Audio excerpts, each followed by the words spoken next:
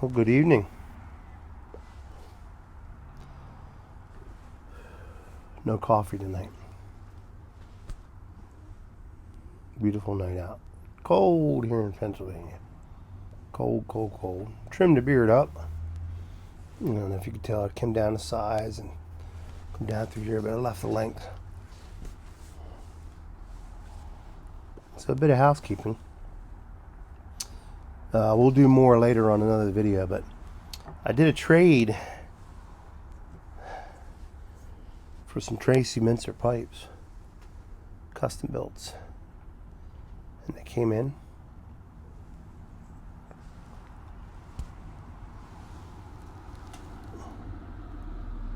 Yeah, custom built. Look at that doodler. Is that pretty or what?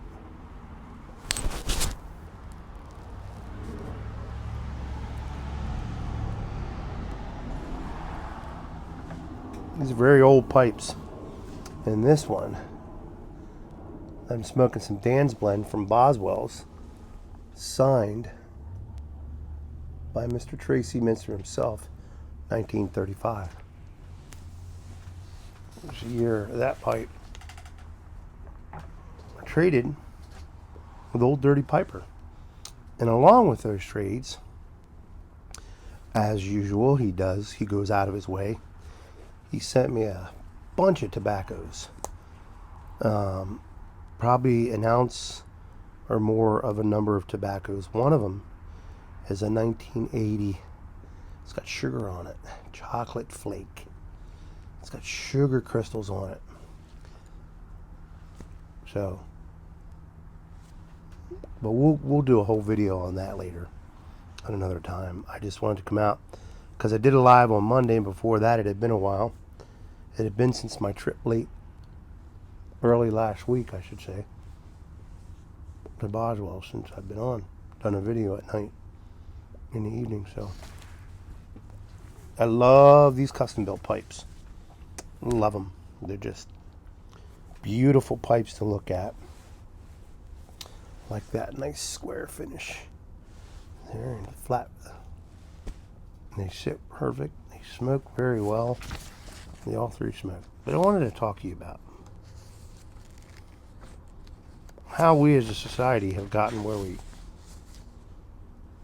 we are.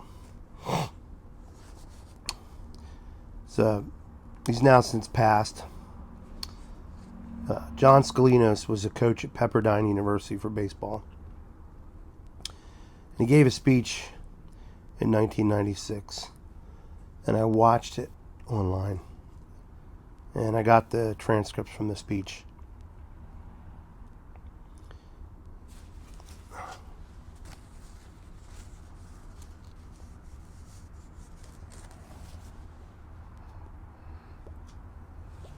And I wanted to read it to you. It's a bit long, so bear with me. By the way, this Dan's Blend from Boswell's,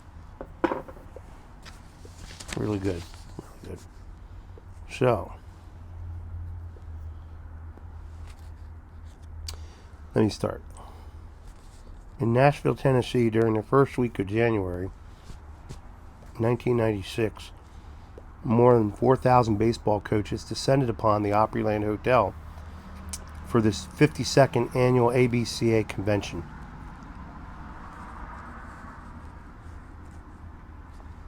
While I waited in line to register with the hotel staff, I heard other more veteran coaches rumbling about the lineup of speakers scheduled to present during the weekend. One name in particular kept resurfacing, always with the same sentiment. John Scalinos is here? Oh man, worth every penny of my airfare. Who the hell is John Scalinos, I wondered. No matter, I was just happy to be there. In 1996, Coach Scalinos was 78 years old and 5 years retired from a college coaching career that began in 1948. He shuffled to the stage to an impressive standing ovation. Dark polyester pants and a light blue shirt and a string around his neck from which home plate hung, full-sized, stark white home plate. Seriously, I wondered, who the hell is this guy? After speaking for 25 minutes, not once mentioning the prop hanging around his neck, Coach Scalinos appeared to notice the snickering among some of the coaches. Even those who knew Coach Scalinos had to wonder exactly where he was going with this, or if he had simply forgotten about home plate since he'd gotten on stage. Then finally, he says, "You're probably all wondering why I'm wearing home plate around my neck. Or maybe you think I escaped from Camarillo State Hospital," he said, his voice growing irascible. I don't know that word. I laughed along with the others, acknowledging the possibility. No, he continued. I may be old, but I'm not crazy. The reason I stand before you today is to share with you baseball people what I've learned in my life. What I've learned about home plate in my 78 years. Several hands went up when Scalinos asked how many Little League coaches were in the room. Do you know how wide home plate is in the Little League? After a pause, someone offered 17 inches. More question than answer. That's right, he said. About how about in Babe Ruth? Any Babe Ruth coaches in the house? Another long pause. 17 inches, came a guess from another reluctant coach. That's right, said Scalinos. How many high school coaches do we have in the room? Hundreds of hands shot up as the pattern began to appear. How wide is home plate in high school baseball? 17 inches, they said with more confidence. You're right, Scalinos barked. And you college coaches, how wide is home plate in college? 17 inches, we said in unison. Any major league coaches here? How wide is home plate in pro ball? 17 inches. Right. In the major leagues, how wide home plate is in the major leagues? 17 inches. 17 inches, he confirmed, his voice bellowing off the walls. And what do they do with a big league pitcher who can't throw the ball over 17 inches? Pause. They send him to Pocatello, he hollered, drawing a raucous laughter. What they don't do is this. They don't say, that's okay, Jimmy. You can't hit a 17-inch target. We'll make it 18 inches or 19 inches. We'll make it 20 inches so you have a better chance of hitting it. If you can hit that, let us know so we can make it. If you can't hit that, let us know so we can make it wider still. Say 25 inches? Pause. Coaches? Pause. He goes on. What do we do when our best player shows up late to practice? When our team rules forbid facial hair and a guy shows up unshaven? What if he gets caught drinking? Do we hold him accountable, or do we change the rules to fit him in? Do we widen home plate? The chuckles gradually faded as 4,000 coaches grew quiet, the fog lifting as the old coach's message began to unfold. He turned the plate toward himself and, using a Sharpie, began to draw something. When he turned it toward the crowd, he point up. A house was revealed, complete with a freshly drawn door and 2 windows. This is the problem in our homes today. With our marriages, with the way we parent our kids, with our discipline, we don't teach accountability to our kids. There's no consequence for failing to meet standards. We widen the plate. Another pause. Then, to the point at the top of the house, he added a small American flag. This is the problem in our schools today. The quality of our education is going downhill fast. And teachers, have been stripped of the tools they need to be successful and to educate and discipline our young people. We are allowing others to widen home plate. Where is that getting us? Silence. He replaced the flag with a cross. Excuse me.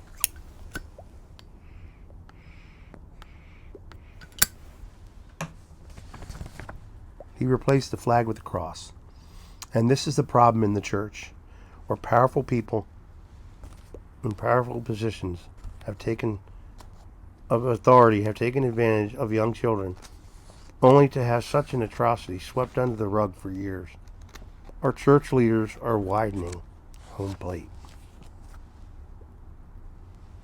I was amazed at a baseball convention where I expected to learn something about curveballs and bunting and how to run better practices. I had learned something far more valuable from an old man with home plate strung around his neck. I had learned something about life, about myself, about my own weaknesses, and about my responsibilities as a leader. I had to hold myself and others accountable to that which I knew to be right, lest our families, our faith, and our society continue down an undesirable path. If I am lucky, Coach Galinos concluded, you will remember one thing from this old coach today. It is this. If we fail to hold ourselves to a higher standard, a standard of what we know to be right, if we fail to hold our spouses and our children to the same standards, if we are unwilling or unable to provide a consequence when they do not meet the standard, and if our schools and churches and our government fail to hold themselves accountable to those they serve, there is but one thing to look forward to. With that, he held home plate in front of his chest, turned it around, and revealed its dark black backside. Dark days ahead, he said. Coach Galinos died in 2009 at the age of 91, but not before touching the lives of hundreds of players and coaches, including mine. His message was clear. Coaches, keep your players, no matter how good they are, your own children, and most of all, keep yourself at 17 inches.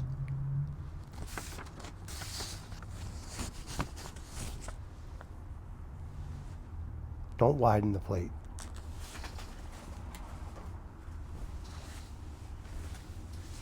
God bless you. God loves you. And I love you. See you on the next one. Light 'em up.